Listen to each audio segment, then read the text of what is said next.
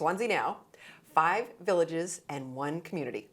I'm Jody Turner, and our guest today is Michael Bramley. You've been our guest for quite a few shows, Michael. Feels like all of them. I know. And you are the town administrator for the town of Swansea. I am. Yep. So you know a lot about what's going on. Hopefully. And that's why I've had you on the show, because I think that more people need to learn about what's going on in Swansea, how we fund things, and some of the great acclimates that we have coming up. Whitcomb Hall is going to be a video that you guys are going to see shortly.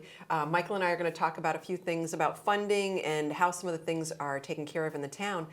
But we have a video for you, which I'm really happy about. Me and my friend Lee Dunham, our Yep. Retired DPW director, now just honorary historian. So Right. yeah, no, that was a fun walkthrough we did through the magic of TV. We've already Right. done it, but yeah, so I look forward to introducing that a little bit and then having folks take a tour of Whitcomb Hall to see how it looks today. And then we'll do an after show, I think, of how it looks after it's been fully rehabilitated. Yeah, so some of you people may have seen the shows that we did prior, the last couple of years. We did some shows on Whitcomb Hall and how it looked, some of the history. There's some history about some of the people that have stories to tell about when they had the Christmas pageant or getting married there or concerts or whatever. Graduations. Graduations, yeah. So it's got a lot of history. Right. So some of our other shows focused on that, but the show that you're going to be seeing is more focused on the building, some of the renovations that have happened. It's got a beautiful kitchen, hardwood floors, and we rent it out. We do. Yes. Yep, and we rent it out. We got some information, I think, at the end about the rentals, but Right. yeah, it's going to be going dormant for a few months while we do the full renovation, mostly upstairs, but some work downstairs. So it's just going to be a mess. So we don't want to have commit to renters and have there be any issues, and we want to provide a high quality level if people are renting it. But yeah, no, that's going to be fully rentable. We're expecting in June for the whole building, either upstairs or downstairs for smaller events or bigger events. So yeah, no, that's exciting. Yeah. So at the most recent selectmen meeting, we were talking about the cisterns. Right. And the water suppression system and some of the things that are going to be added with the second portion of the funding that's going to go on for the Whitcomb Hall. Right, so as part of the second floor project, or the phase 2, it's adding fire suppression throughout the whole building. So part of that is, like you mentioned, putting cisterns. They're going to be in the little garage building out back. And then there's going to be sprinklers throughout the building from the basement all the way up to the clock tower, which is where we end our tour. So that's something to look forward to.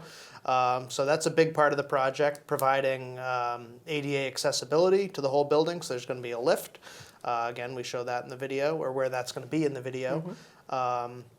Redoing the floors, ceilings, walls, everything in between, stage, upstairs. So a lot of exciting stuff. And yeah, at the last select board meeting on February 12th, you just mentioned, the selectmen officially awarded the contract for that project to Cheshire Builders.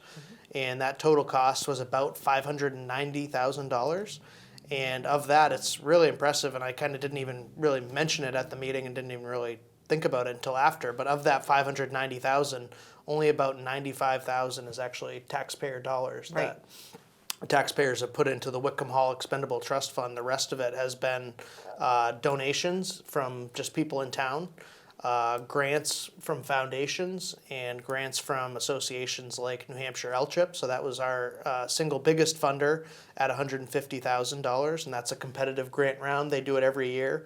It's funded through moose plates and transfer fees.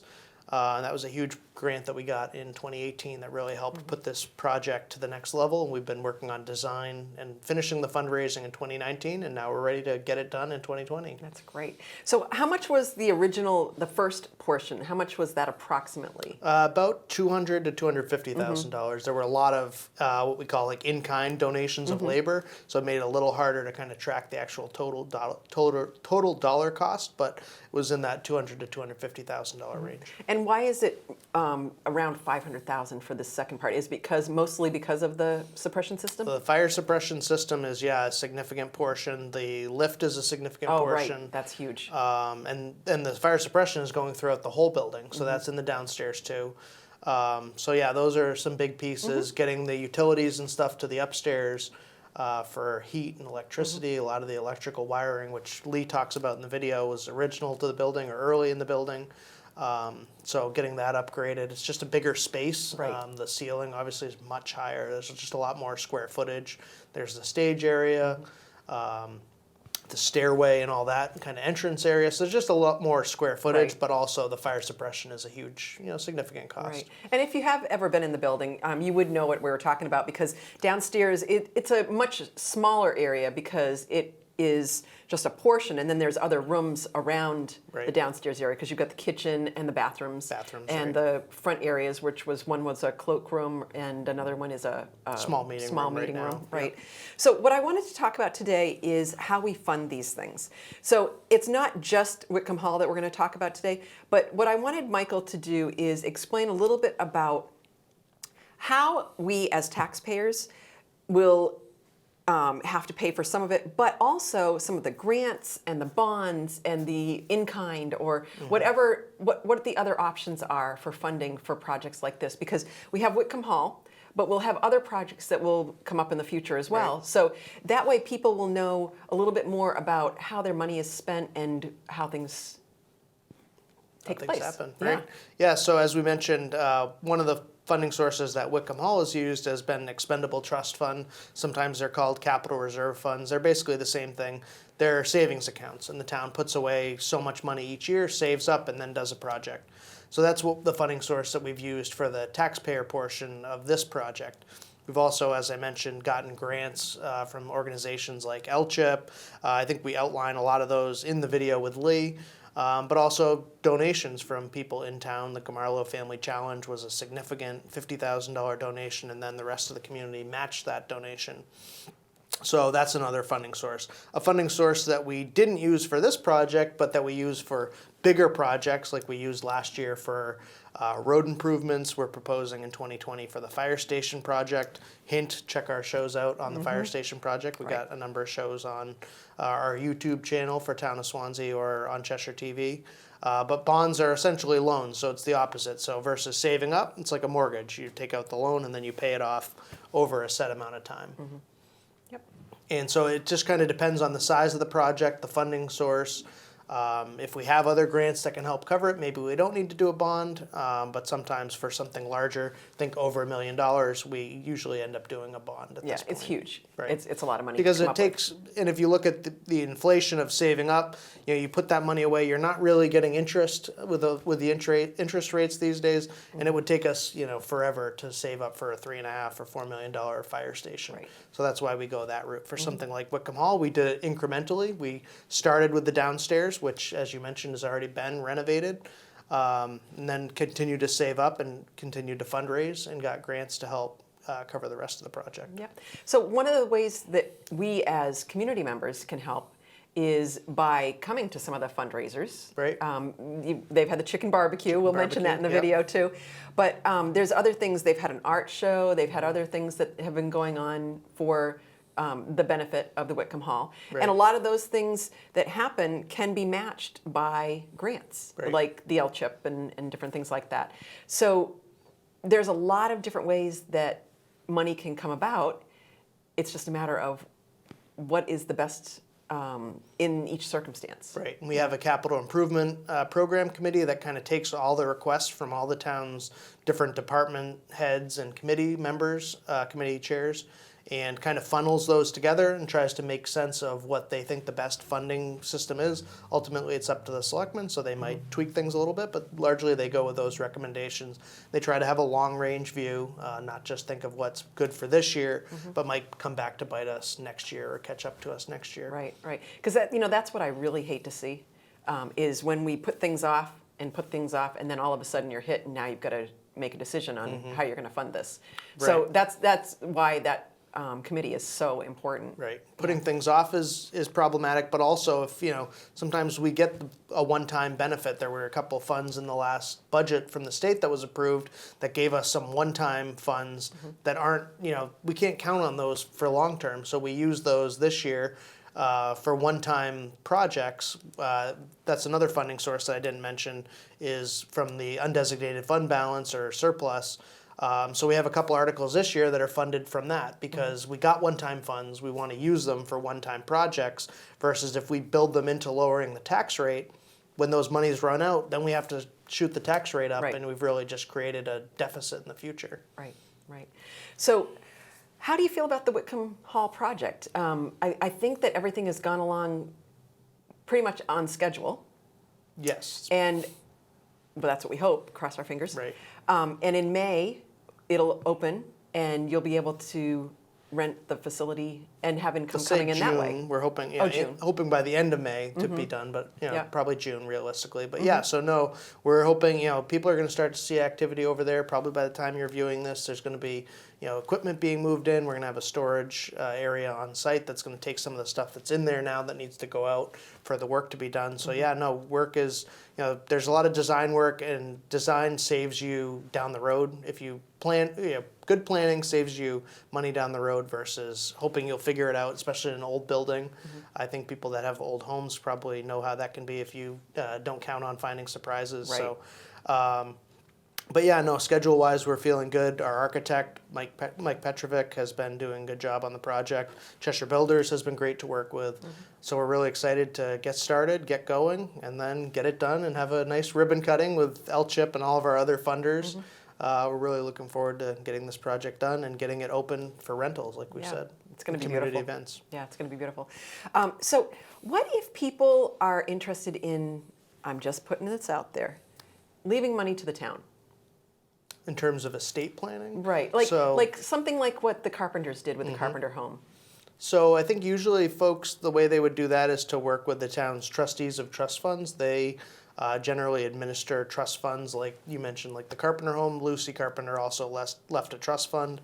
They deal with investing that. So I think that'd be something someone could contact me for kind of scheduling purposes, but it would actually be probably the trustees of trust funds that would be who they'd want to meet with. Yeah, yeah. All right, so let's see. Today it is the middle of February, Right. 2020. We have some voting coming up in March, on March 10th, at the Christian Life Life Fellowship. Fellowship. And that voting is going to be going on from 8 in the morning till 7 p.m. at night. Right. And we hope that all of you will come out and vote, because what you do vote for is huge. That's another form of sort of like the funding. For any of these projects that are the warrant articles, I think there's 17 or so. I think that's what we counted in our other warrant show. articles, So, yeah. So, this has probably gone as a warrant article Right. previously. Yep. Fortunately, the funding is there, so this project doesn't need to wait for Right. town meeting. But yeah, no, there are a number of important projects. We've got different shows on our YouTube channel and on Cheshire TV that folks can see some of the other warrant articles. You're going to be getting a voter guide from the town that outlines the warrant articles, outlines a little bit of an explanation, hopefully in kind of plain English a little bit. And then gives you a score sheet so you can go on and kind of keep score, figure out how you want to vote when you read them, so you don't have to figure it out like a test in the ballot booth. And so that's coming up. We've had a number of meetings on road projects that are going to be happening this year. So look forward to seeing those roads get improved. And so on those roads, those were already approved in previous warrants as well. Right, so So those what were- you're doing is you're finishing out the money that was appropriated for those? Right, so there was a $3 million road bond that voters approved last year. The first project on that was Eaton Road, which was done last year, and it's going to get final paving this year. And then it funded some additional roads, so we have Holbrook Avenue, Woodale Avenue, Pine Street, which is where the recycling center is, East Shore Road, which goes to the town beach, Richardson Park. We got South Winchester Street, West Street, and Swansea Street. Those are the meetings we have coming up this week. So a lot of different road projects coming up, keeping us busy. Swansea is busy. Yeah, you've got a lot going on. So I hope that you enjoy watching this video. Again, Michael Branley and Lee Dunham got together and took a little tour through the building. This is our preliminary before all of the rest of the renovations are done. And then we'll have another show for you once everything has been completed. Right? Yeah. All right, Michael, We've got more shows coming up. I hope that you'll join us and learn more about Swansea. That's what this is all about. Swansea Now is about what's going on in our local area, how our community can help, how you as a citizen can have your voice heard. I hope that I see more people at the selectmen meetings and some of the other committee meetings. And if you're interested in joining any of the committees, you can always contact Michael. His email address is mbranley@swanseanh.gov. And then you have your website as well for any of the other information that you might want, which would be www.swanseanh.gov. That's right. And even though Wickham Hall isn't on the ballot, all these projects we talked about can't happen without your support. Right. And this is the result of what can happen with people's support. Right. Yeah. All right. Thank you for joining us, and we'll look forward to seeing you again soon on Swansea Now.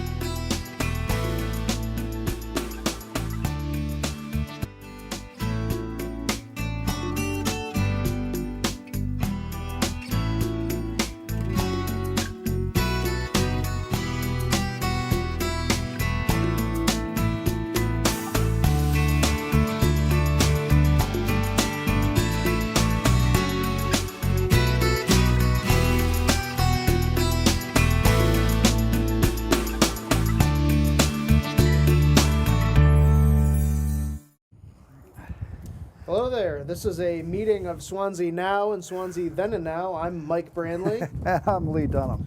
and we're here at Wickham Hall on Main Street to tell you a little bit about what's happened recently in Wickham Hall. I know you guys did a history show of Wickham Hall, but do some of the recent history and tell you about some of the exciting stuff that's going to be happening here probably later this month in February or March.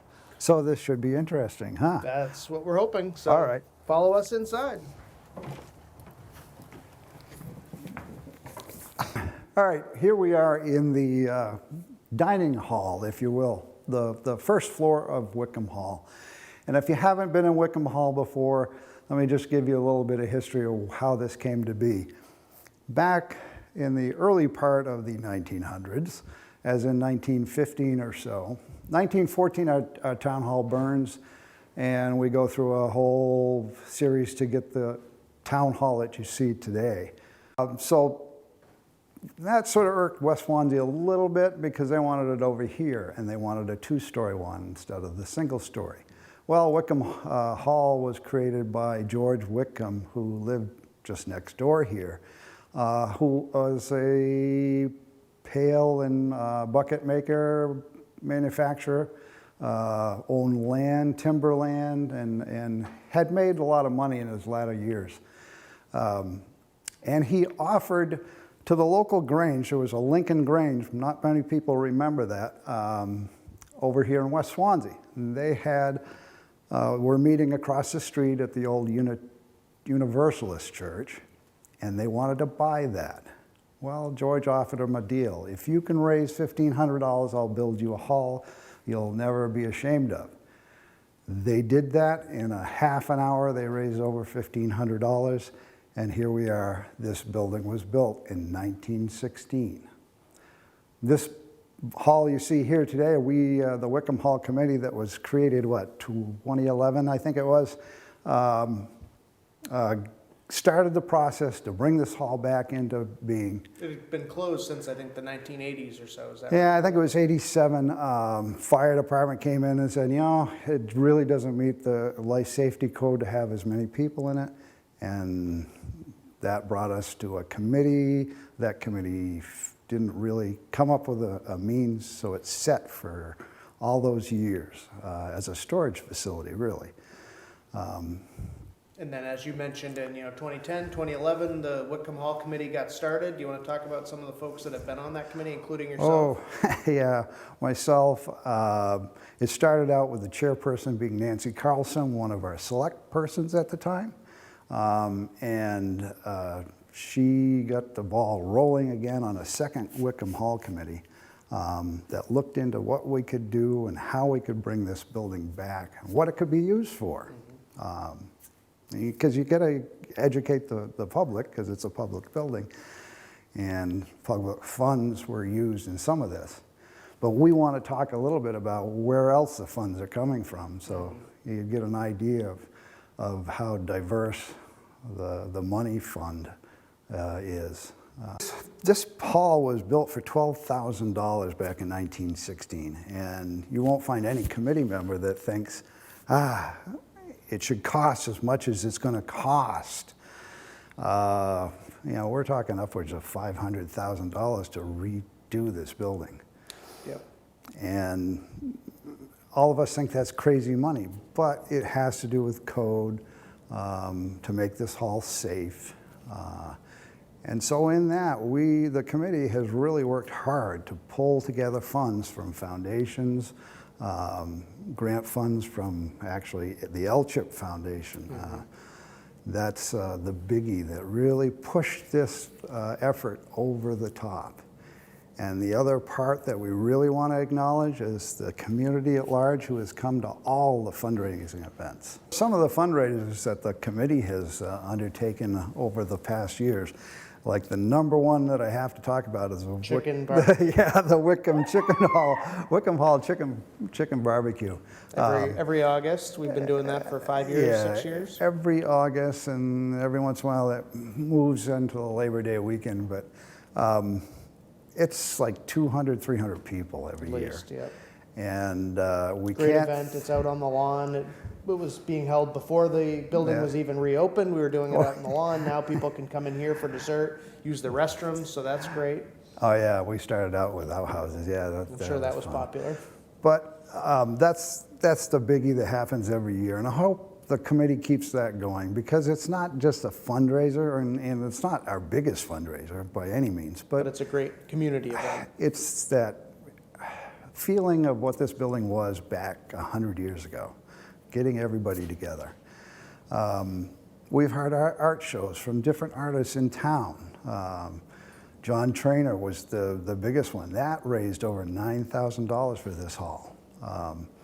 And Deb Crowder and the Wood Turners last year, we have a bunch of people in town that do some really nice things with wood.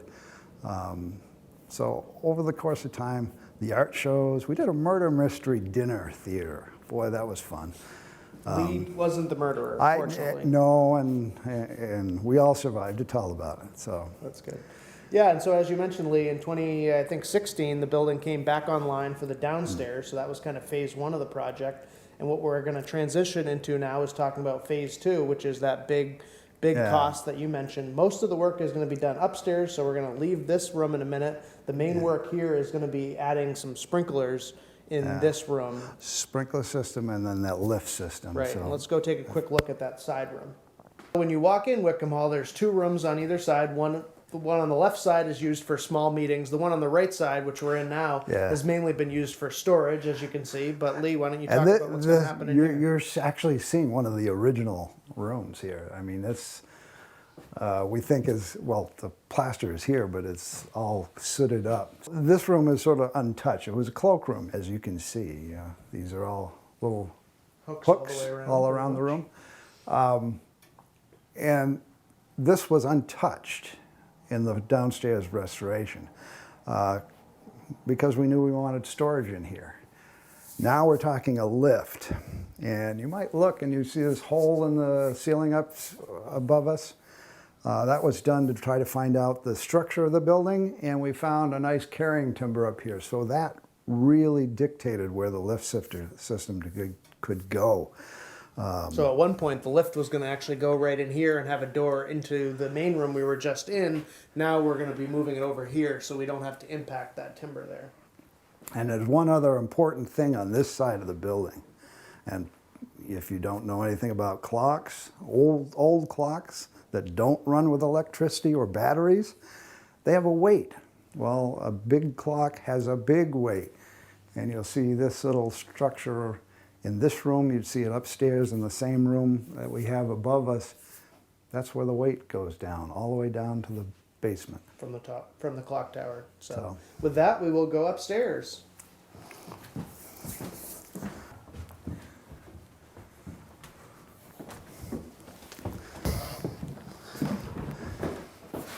All right, so here we are upstairs. So this will be the top of the lift. So people will get in that have accessibility issues will get in downstairs, come up and get out in here. You can see the other part of that clock weight that Lee was mentioning when we were downstairs.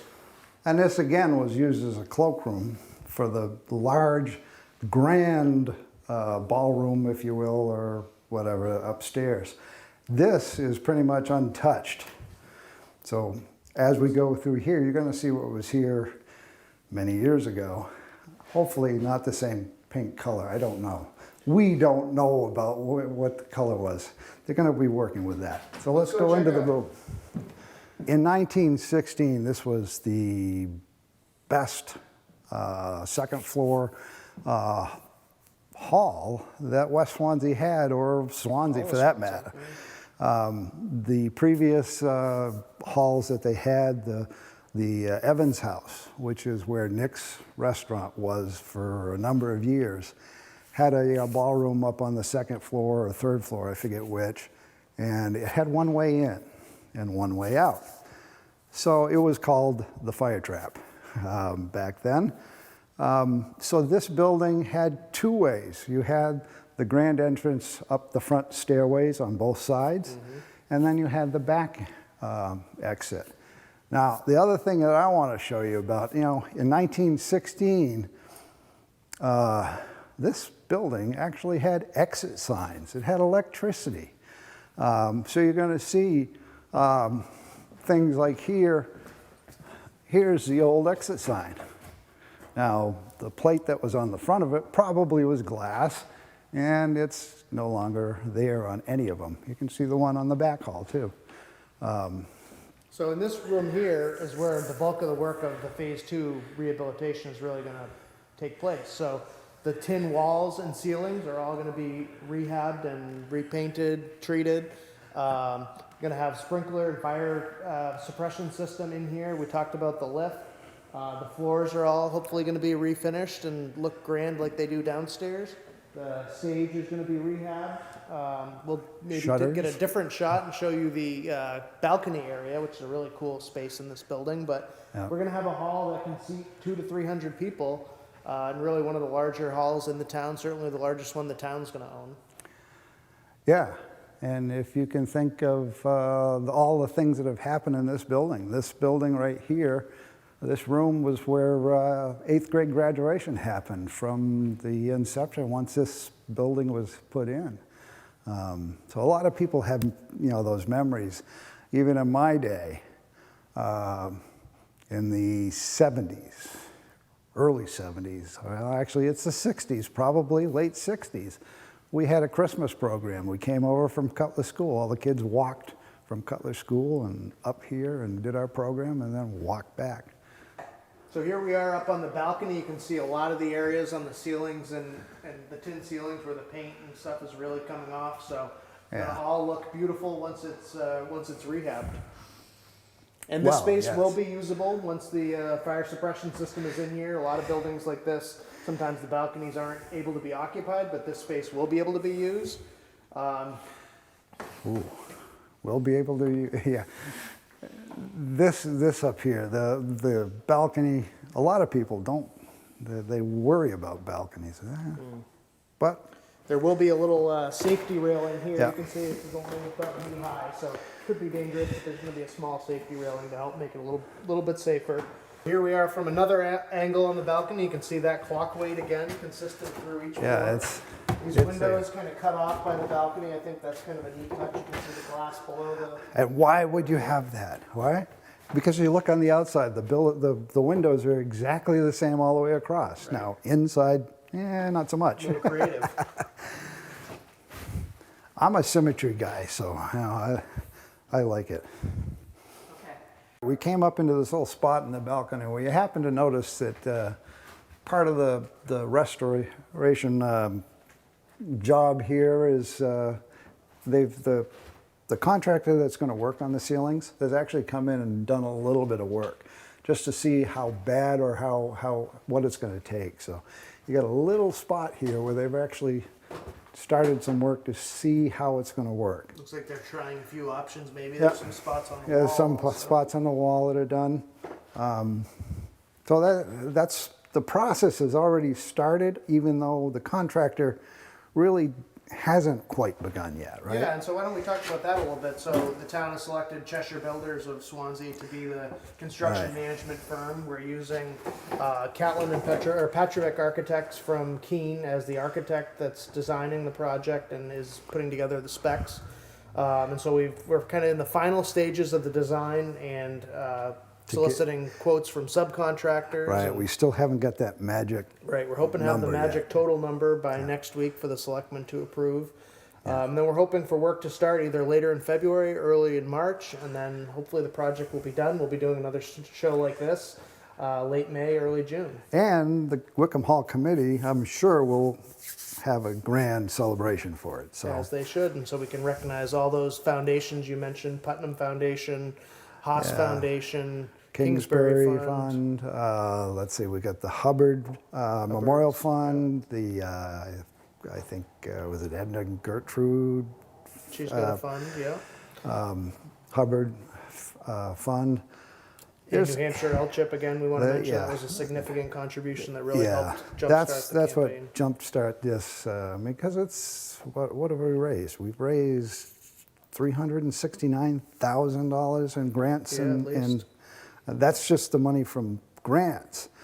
Now we also want to thank you folks from the town of Swansea because you gave us $90,000 into the capital improvement fund last year, and the select board we wanted another 90 this year, and the select board said, "Well, we don't know as we want to do that, but if we have to." Unfortunately, we didn't really need it But because of the fundraising. With the fundraising that happened, and the other one that we really haven't talked about yet, the Gamarlo Family Challenge. I'm glad you mentioned Mike Gamarlo, of course, is on the committee, and his family came up with this idea for a challenge.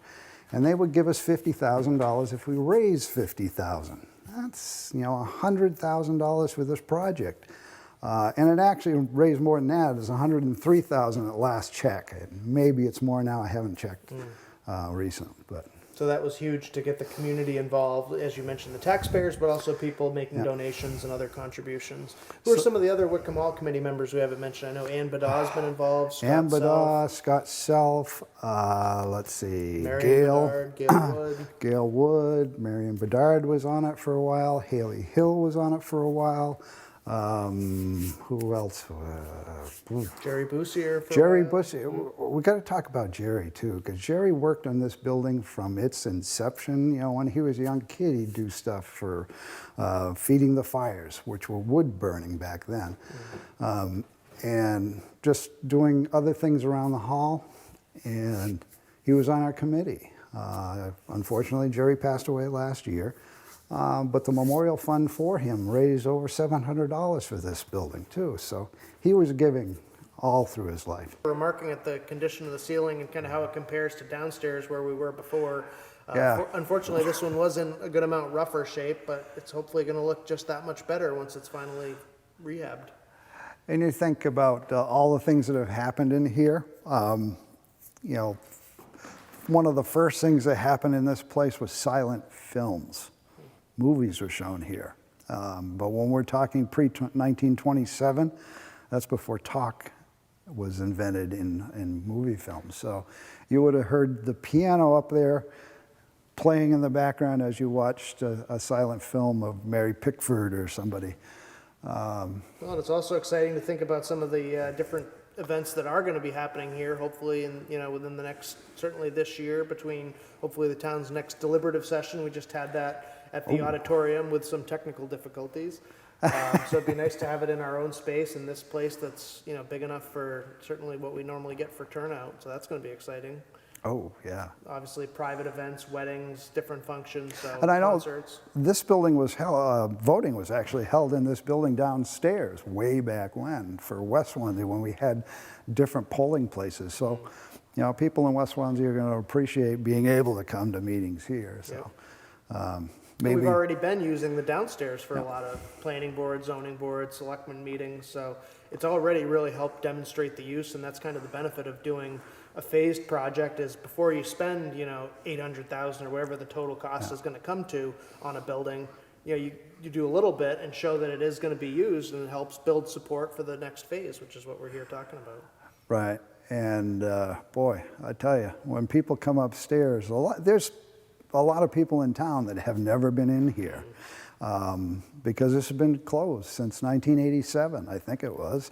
And so when those people come in and see it, we want to show them what it looks like now if they haven't been in. Right. So when they can walk show how in, great it looks. when they walk in and see it all redone, they can really appreciate how pristine this building is. One thing I want to mention is probably you're going to see a difference in the lighting in here, and there's a reason for that. The reason is that way back when, we actually voted to allow basketball to be played in here. So the original intent of these lights were hanging lights, and those hanging lights couldn't be used in a basketball. So they had to get recessed, and you see the So they cage were- around that alarm or siren, whatever that Yeah. is, right? So that was for the basketballs as well, right? Yeah.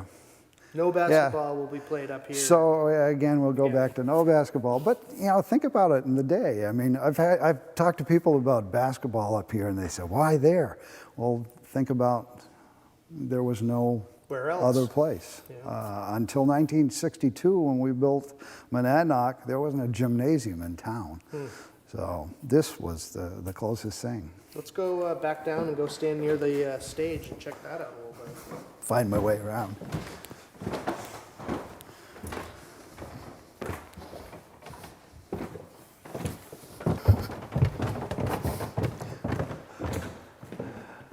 Okay, back on the main floor. And so these chairs that we're going to walk by, Lee, you want to talk about these chairs? Are Oh. these original to the building? These chairs are original to the building. George Wickham, when he deeded this to the town, okay? Because George Wickham built this building, or had it built. I won't say he built it himself, but had it built for the town, and then deeded to the town. Land and buildings with furnishings. So these were those furnishings. And if you go into any Grange Hall, any town hall that's been around, you're going to find these things. Or something similar. Or maybe just 2 wide. These were all 4 wide. Or singles. And these There's are some going of to those. be moved out temporarily while the work is done, and then moved back, and they're going to continue to be an important part of the hall. So let's head towards the stage here. So you'll notice height-wise, I think this is a little higher than a lot of stages you'll see in similar places, but definitely looking forward to having this back in use, and hopefully get some theater productions or different things going in here as well, now that we have that space. It's a little small for the old homestead. In other words, like... You don't think the oxen would fit? No, in the there? oxen would not fit on it. But, a lot of things have happened on this stage, so. And, most of your Broadway productions today are a lot of smaller things than what the old homestead was. Right. But, Yeah, and so this, again, part of the project will be rehabilitating the stage, hopefully getting some new lighting in here to replace this kind of cool old lighting that I think you're going to get a shot of. And again, just continuing to make improvements in this beautiful building. we'll go up on the stage. You gonna play us a ditty on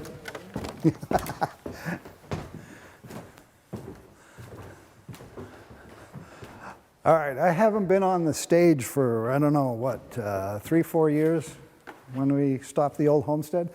But we wanted to bring you up here and show you this kind of stuff.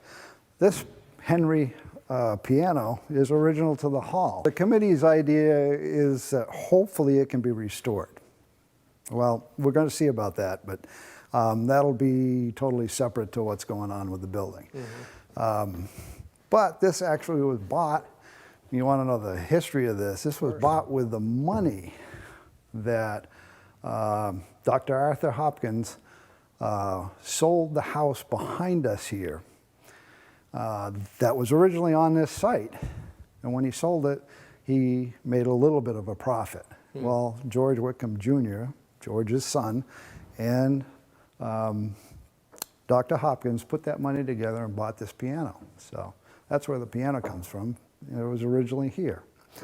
And like the chairs, we expect the piano to stay as part of the hall. Whether it's used, like you said, whether it can be rehabbed or not is still somewhat in question. But we certainly, it's an important feature of the building. We want it to stay. So it's I think it's just gonna be moved around, not necessarily moved out of the building for construction, but moved out of the way.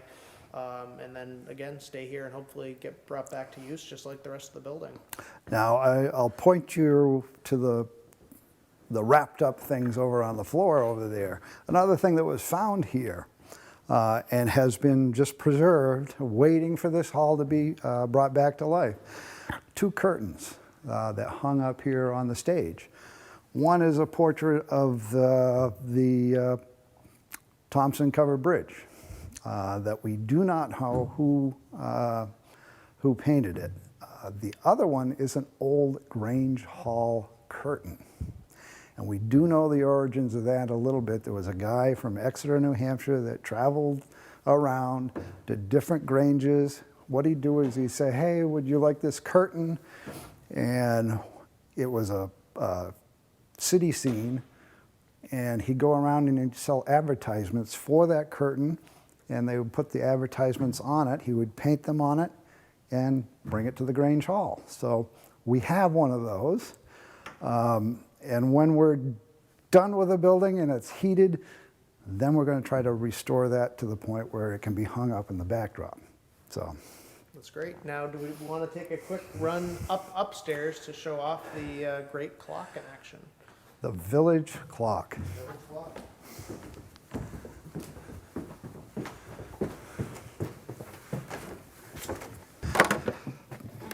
Oh, there we go.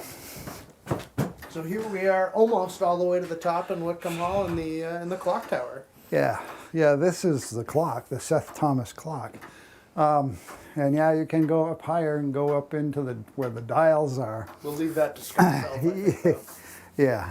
And Scott Self is the one who is the man who maintains the clock. He lives basically right next door and comes in once a week and winds.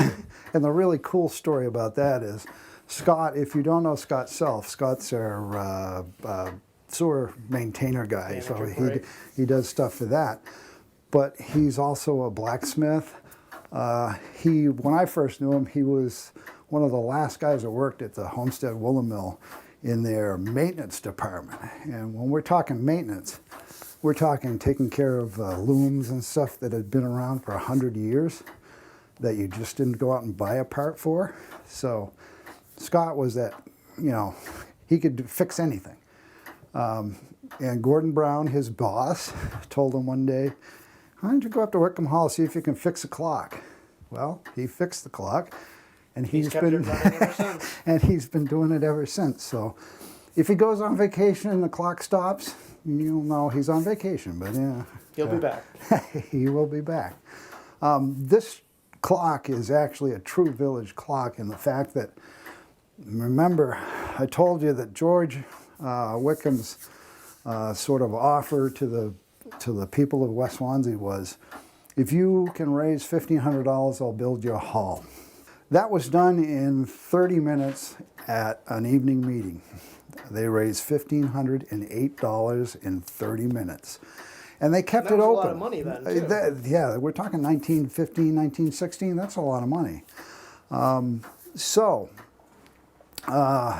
They kept it open for another couple of weeks or so to see if they could get more money. With that money, they thought they would furnish the hall and also the clock tower. And they did. They raised, I think, another 500 and change in money. And that purchased the clock that's put up here on top of the Whitcomb Hall and has been running for over 100 years now.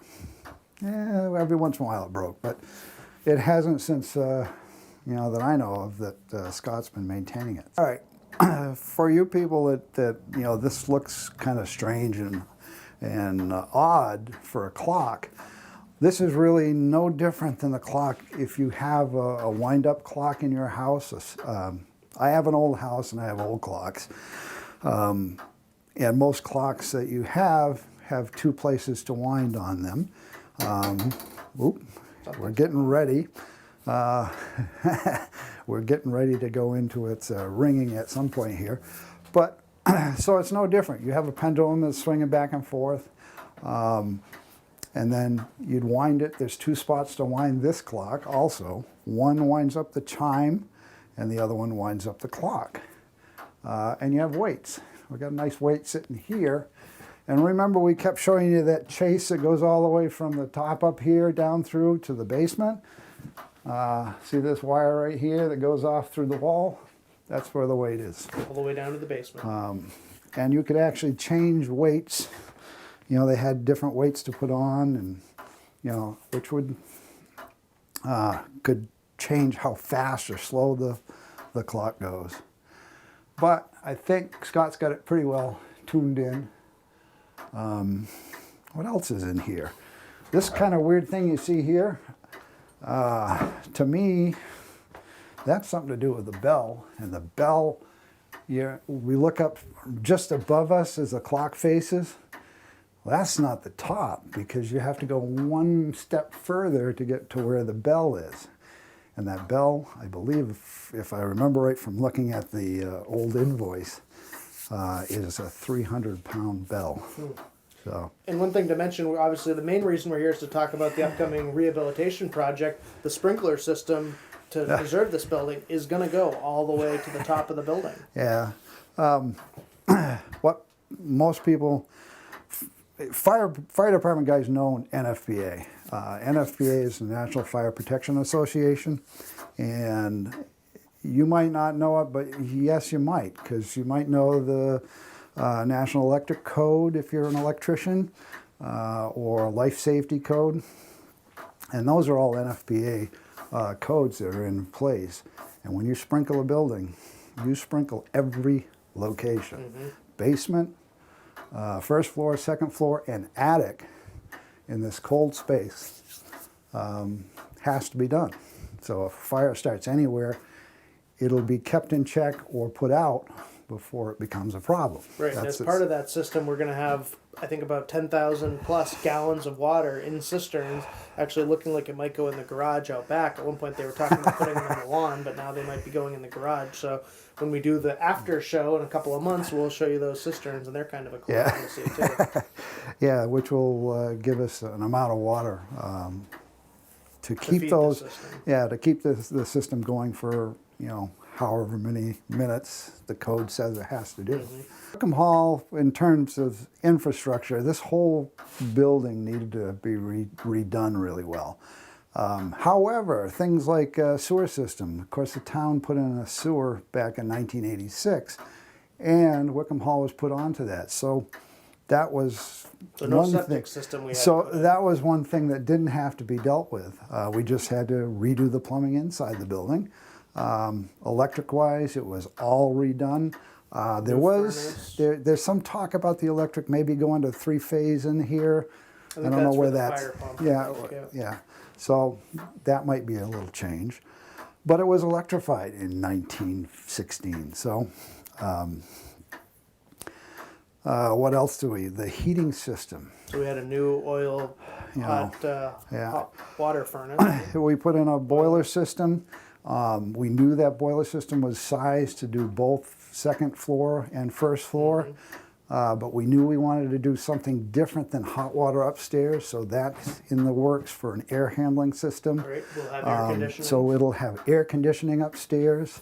Which, if you've ever been in an old building in July, we're going to be happy we had it with 200 people up there. So, I mean, so this whole, I mean, everything had to be touched in the building for the most part. But The exterior was painted, interior's been painted. But what didn't have to be touched was the structure, because the structure is pretty sound. We had structural engineers come through and look at it. Oh, here we go, 11 o'clock.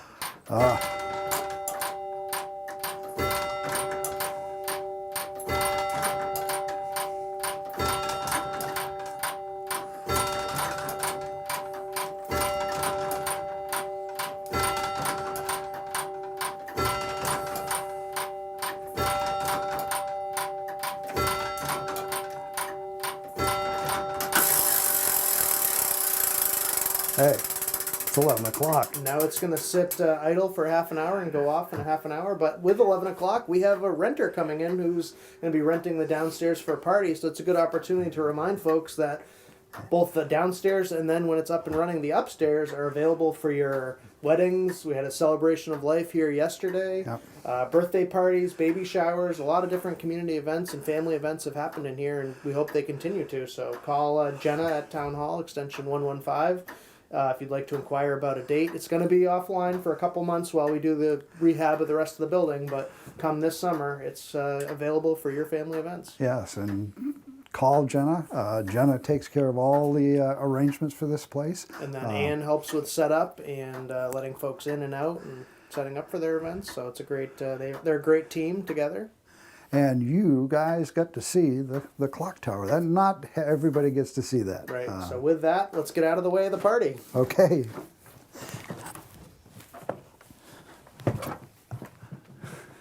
We wanted to make a trip downstairs into the basement, just to mention, you see these lolly columns here. Part of the Right. second floor rehabilitation includes just shoring these up. It's still one of the last things we're finalizing what exactly is going to be done, hopefully as little as possible, but just to ensure the stability of the building. Right. It's questionable whether those were original to the building.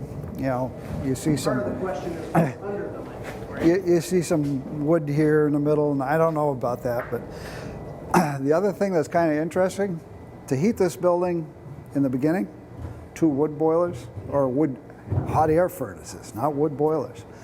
And there was no concrete floor. That was poured later. That's why you have these cutouts. Those are where the old wood burner furnaces were. So. Wow. And at one point, they were thinking they were actually going to have to dig out an area to put in the fire pump. I guess it needs to have an area for water to go, but hopefully by going in the garage next door, we won't have to do that. So here we are at the back stair, which will be an egress stair from the upstairs. Right. This was the latest and greatest for fire safety back then, a back way out. So, And one thing we wanted to mention while we're back here is this ADA accessible ramp that was put in when the first floor opened, because the building formerly was not accessible. You had to go up those big stairs in the front. So yeah, as part of this and then the lift, the whole building will be fully accessible. and that ADA accessible is truly ADA accessible. It's the best one I've seen done. Right, because not all ramps are built equally, unfortunately. No. All right, so we're wrapping up our show here. I'm Mike Brandley, Swansea's town administrator. I can be reached at Town Hall, or you can find my information on the town's website, which is now swanseanh.gov. Oh, And who are you? I'm Lee Dunham, and retired Public Works Director.